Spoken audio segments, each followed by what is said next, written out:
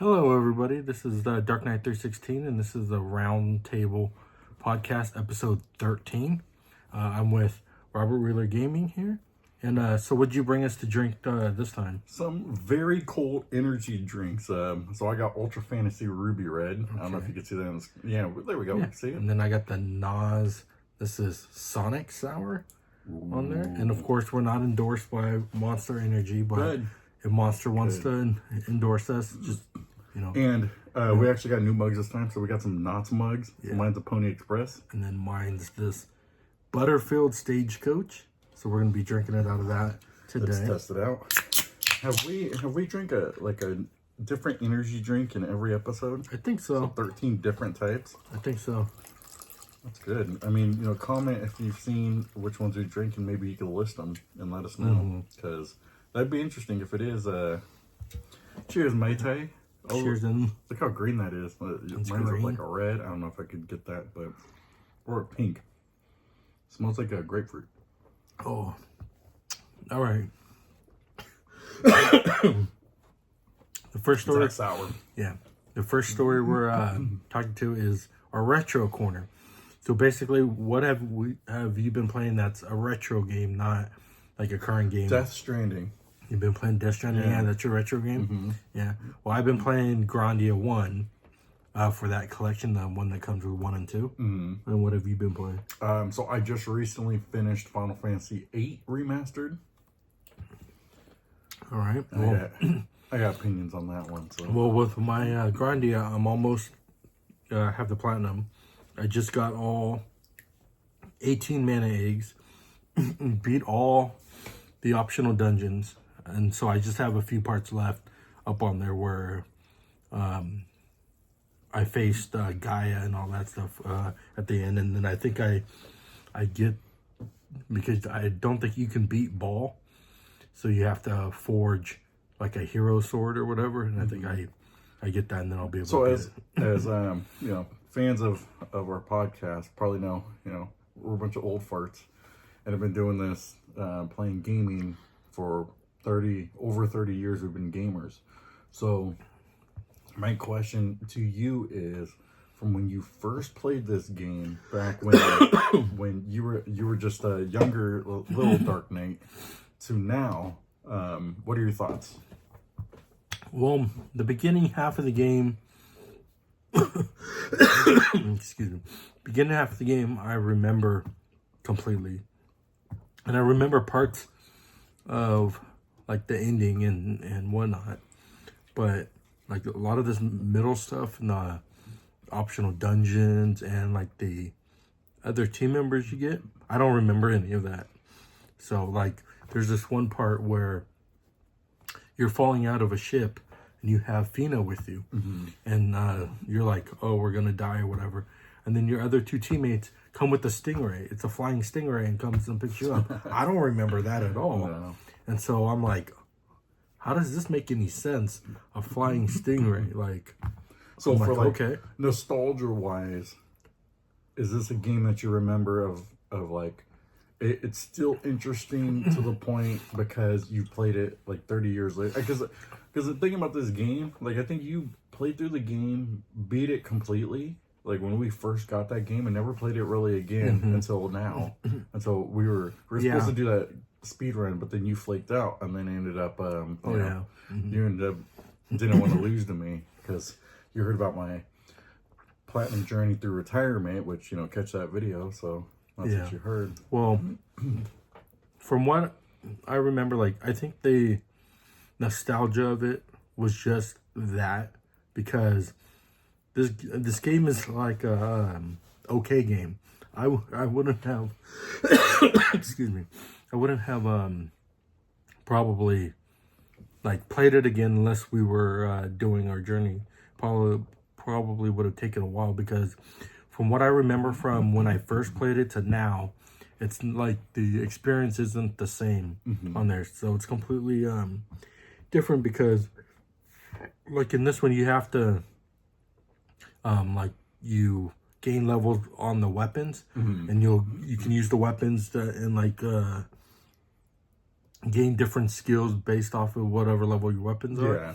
I kind of remembered that when I first played it, but I don't really remember it as much. So, like, for people who've never played this game, so you think, like, the protagonist, Justin, he has a sword, and then you build up the sword, and then maybe you need to get an axe. And you build up the sword and an axe, and you learn a skill. And then if he has, like, a magic, let's say, like, fire magic or something, then maybe you need to build up that fire magic to a certain level, sword to a certain level, and then like your axe to a certain level, and then you gain that skill, and then so that's kind of how the skill system works. Yeah, it's a skill tree that they have. So it'll say if you want to learn, like, let's say zap, it'll say sword level 10, axe 8, and then lightning magic 3, and you build those level up, then you'll learn zap. But he also learns his ultimate attack by fighting one of your like teammates and stuff, and then they teach you like the special art, and then you'll learn like a combo slash kind of thing up on it. But overall, like, if I was to, I think back in the day I probably would have gave it like an 8, but playing it today, I think it's worth like a 6.5 to a 7. Because so what makes you think that? Well, because I think from what I can remember from back in the day, it was a good game and a good story, but the replayability isn't as good, and the turn-based stuff is okay, but compared to like other RPGs and stuff like that, like, I think it's just a mediocre RPG. I don't think it's one of those like top tier ones. Okay. Now the second Grandia 2, like, I remember playing that for the Dreamcast.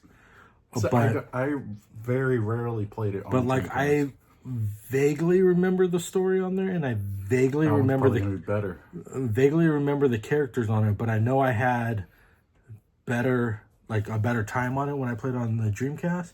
But I vaguely remember the story and stuff, so it'll be interesting when I go through that game on my journey there. So look forward to that on our next. So do you think though that somebody who like I would say RPG fan today who wants to get into like kind of the old school JRPGs we grew up with, do you think that this is a starting point? Because now if let's say they want to play it on even if they don't get the trophies, they just want to download it from PlayStation Plus.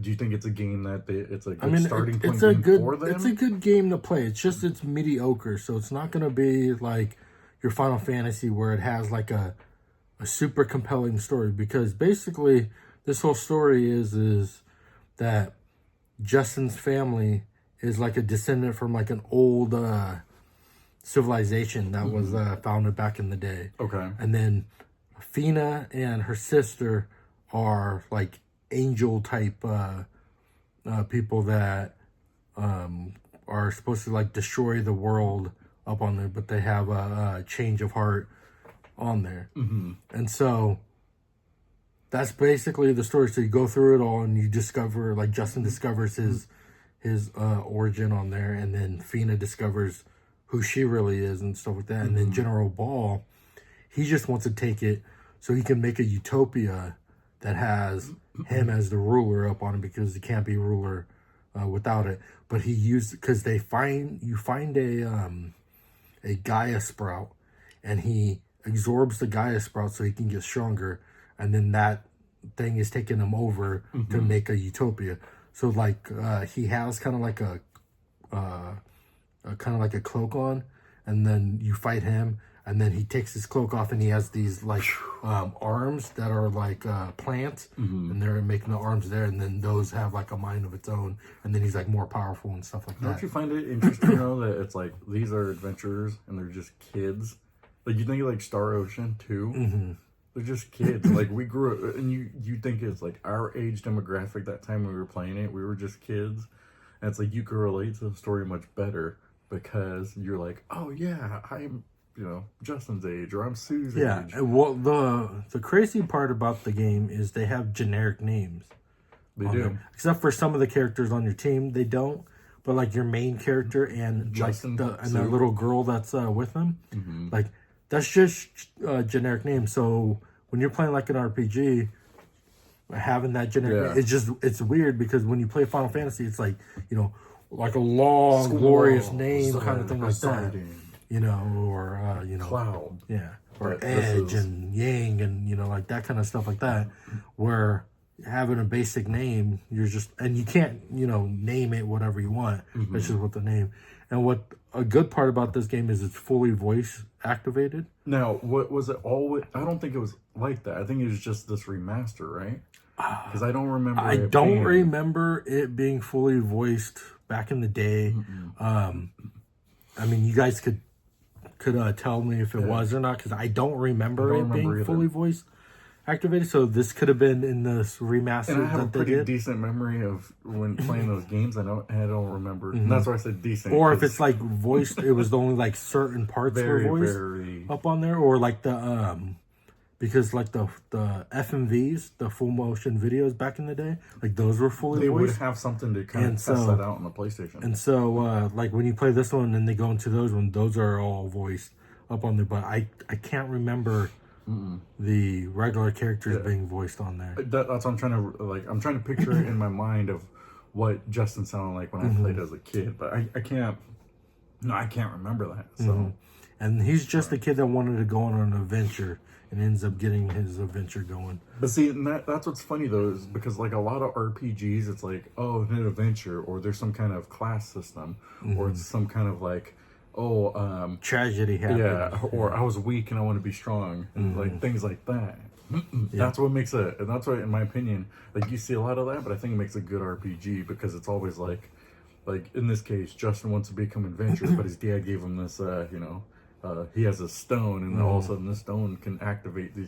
Now they want to these ruins, and now everybody wants the stone. Yeah, and it's like, ooh, can you stop Justin in the next adventure of Grandia Part 75? But he's not even in Part 2 though. No. So like all these other Grandias really have nothing to do. But I think they tried to make it like a Final Fantasy, for instance, because they tried to do it like each one is separate. But it just didn't. Because they have. As much. They have 3 of them right now. Because they have Extreme. They have 1, 2, and Extreme. But I think they have 3 though too. I think they have 3 and then Extreme. So I think there's 4, but I'm not 100% sure. Let me fact check it so you can. Yeah, because I think that there's 4. I always thought that there was only 3. Well, according to this, it says Grandia 3. Yeah. It came out in 2005. So I remember that one. Right. And then there's Extreme, right? And I think Extreme, but I think, isn't Extreme Part 2 though? No. Let's see. Grandia. So according to this, let me see if there's the games for Grandia. So Grandia, there's 4 of them. Yeah. So there's Grandia, Grandia 2, Grandia Extreme, and Grandia 3. Yeah, I think I have them all. And Grandia Extreme is I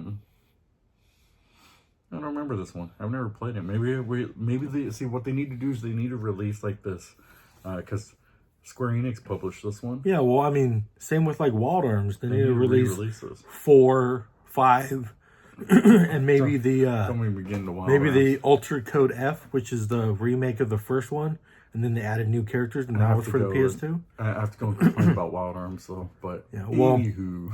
Well, that's enough with what I was playing with Grandia. How was your journey for Final Fantasy VIII since you platinumed it?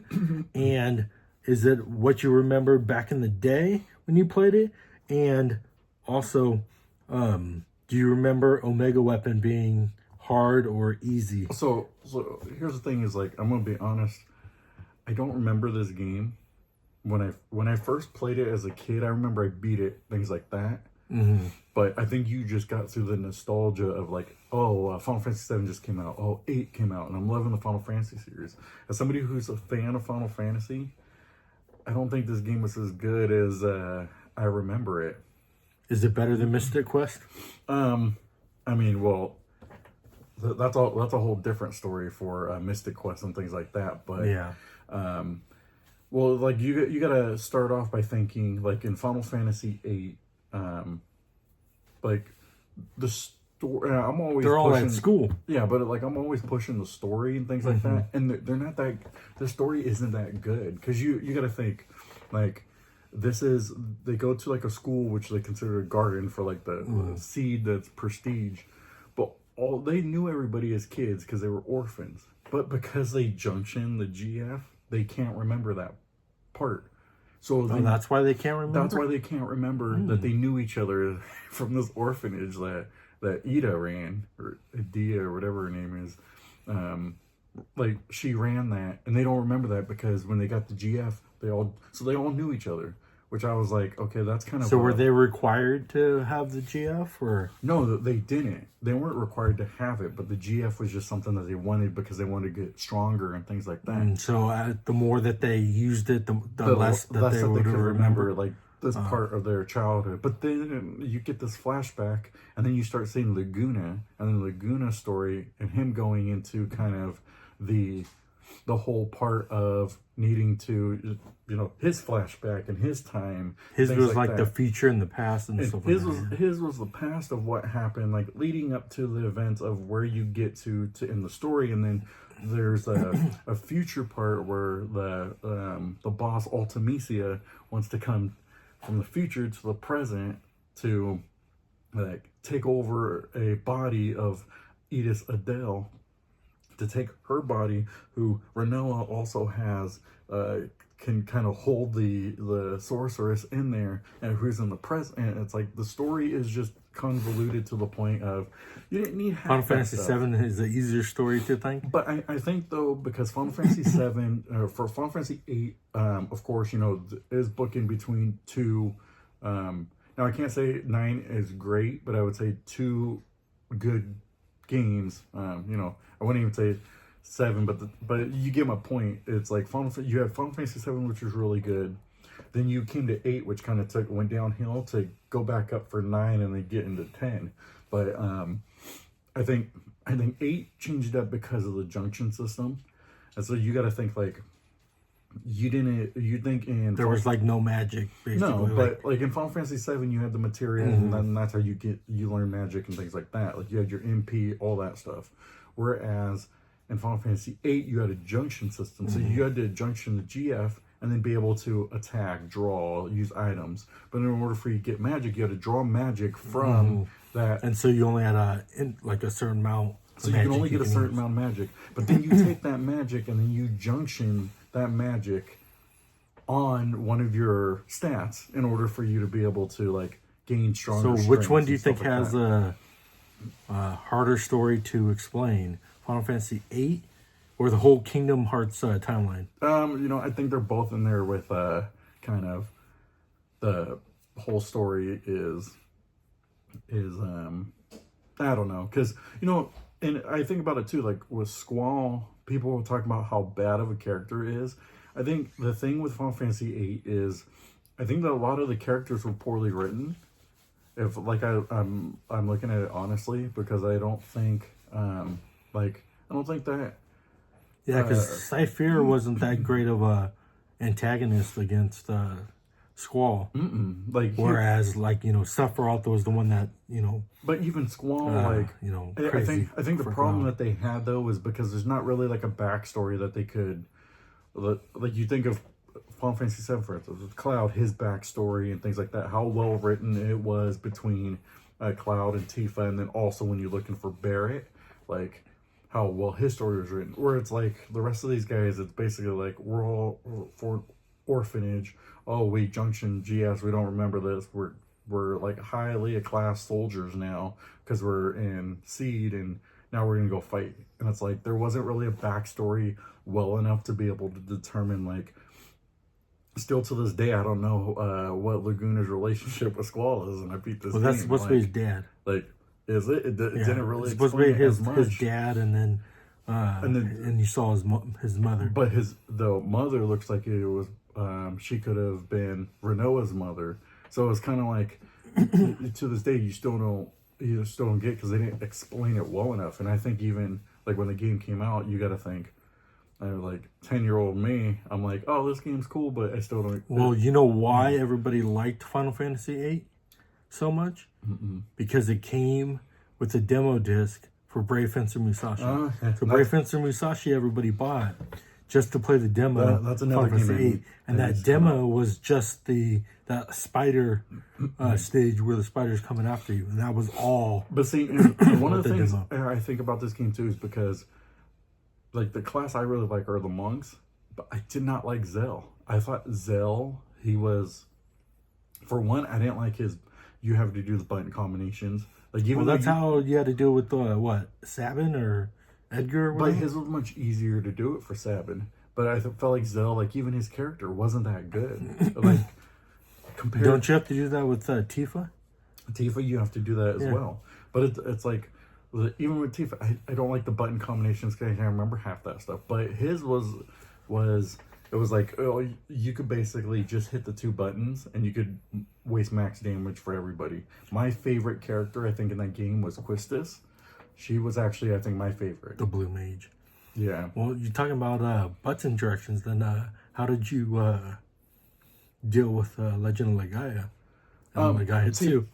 That was an interesting combat system. And that's where I think that it was really good, was because it was more of like, you're trying to figure out for your new moves by hitting different directions, but it wasn't something like Legend of Legaia made it interesting of being able to do that. And they need to bring that game out. Whereas I felt like it was like, oh, I used my limit with Zell, and it was like, I felt like he was kind of in that limbo of, is he really good like magic user? Is he really good attacker, or is he just like, I don't know. I thought that there was one thing too. Like, I thought the characters weren't written that well compared to, if you're looking at like Final Fantasy VII. I felt like also to the game, even though I used the boosters because because they added it. I can get through it. I felt the game was really short, and the only good thing I think about this game was the introduction to the card game.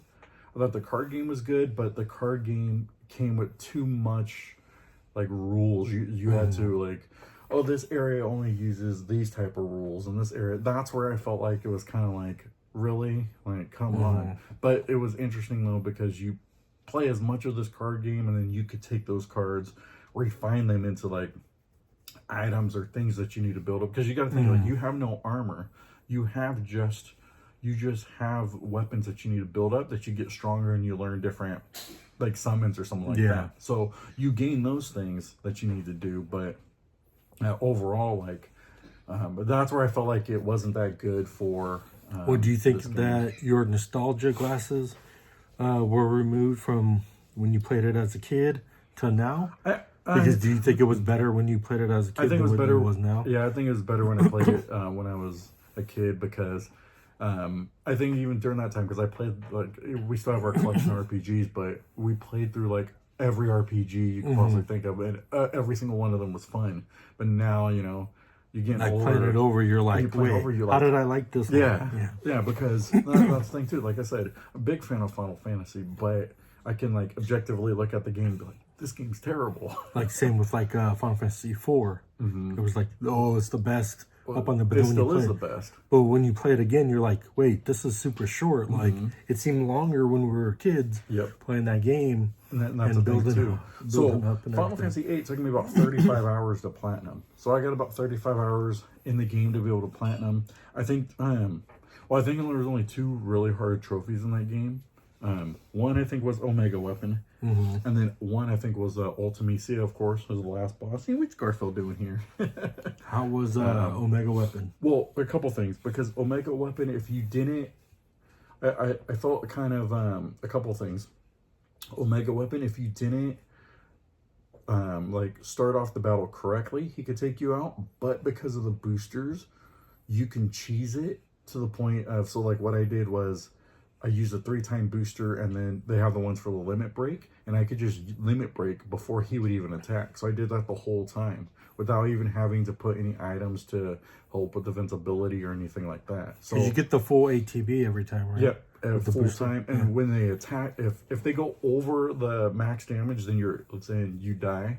But if they don't, they attack you, you gain full health again. So even then, you didn't really need to put on like a max stats. So for Quistis, I just kept using Shockwave Pulsar, and I would be wasting like 13,000. But Squall, like I would just do his, and sometimes I'd hit Lionheart because I ended up turning off the button trigger. So sometimes I'd hit Lionheart, sometimes I wouldn't, but he would never attack me to the point because he's supposed to start off with like level 5 death. Yeah. And I think he ended up, I think I had Renoa on my team, and I can't remember if he hit her with it or she just never attacked because it was just Quistis and Squall. So you didn't have to use the hero drinks? I never had to use the hero drink. Whereas with Ultimisia, I had to use the hero drink because, for one, like I didn't set myself up where you get auto show, auto protect, all those things. So once you defeated one of the phases of the boss, they use Shockwave Pulsar and max damage you. But I use the hero drink to do invincibility. And the thing is, though, is even with the stats, if you used the hero drink, it's supposed to last for like 30 seconds. But with the stats, because I'm moving so quickly, it wasted much. It was much longer on there. So I was able to use Squall and just attack the whole time. But the thing is, though, is when you're facing Ultimisia, they randomly pick your characters. So I couldn't pick my team. So what I ended up having to do... That's weird. I don't remember that. that. I don't remember that either. So what I ended up having to do was like... kill off a character just so either they purposely get die so then I can reload my team back up, or hope like they ended up... I think my final team was Quistis, Squall, and Zell. And Zell was like so under level because I never played with them that once he died, I just left them and kept going with Squall and Quistis, and basically that's how I took them out. But I think those were the only two of the harder trophies. Other than that, everything else was the way the trophy list was basically set up was gain all the GFs, kill 1,000 enemies, and then do a couple side quests, and a couple story trophies, and you're pretty much done. So it wasn't really that hard of a platinum. So what would you give the score? I'd probably say a 6 out of 10. Well, platinum wise, I think it's like a 3 out of 10. But overall experience of it, I think it's a 6 out of 10.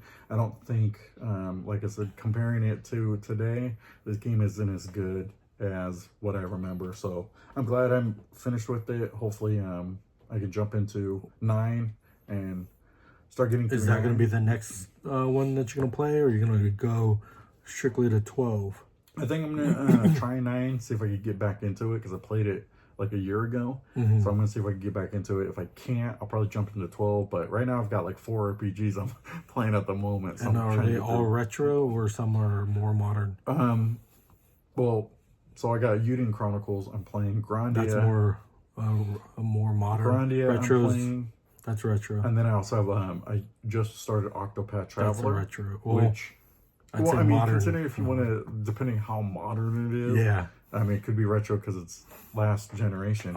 But Octopath Traveler's really good right now. I'm trying to finish up Yuden Chronicles, but I keep wanting to play Octopath Traveler. It has the Saga Frontier 2 vibes, right?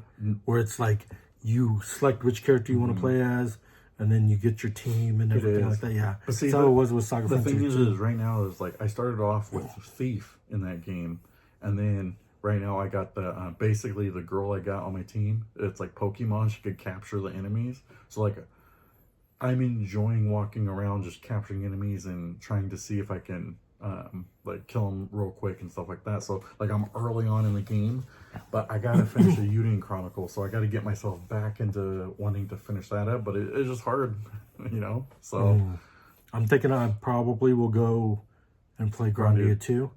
I'll probably start that one and try to finish that one up. Play Octopath. But Octopath or Final after Fantasy. that, I may, depending on the time, I may play Lunar and try to do the Lunar one. You're not going to have time. I'm not going to have time because I know Tactics is going to come out, and that's going to... You figure from now until September 30th. So... Yeah, so that's our retro corner. That's Retro all corner the games today. that we were playing and our thoughts on it because of whether it was the score was deserved or whether we had our retro goggles on because of how it was. We back did in the have day. our retros goggles on, but we could objectively look at it. It's terrible. Yeah, because I mean, half of the time, like I would remember, like with Grandia and stuff, I'm like, I don't remember this back when I played it, but obviously I know I beat the game.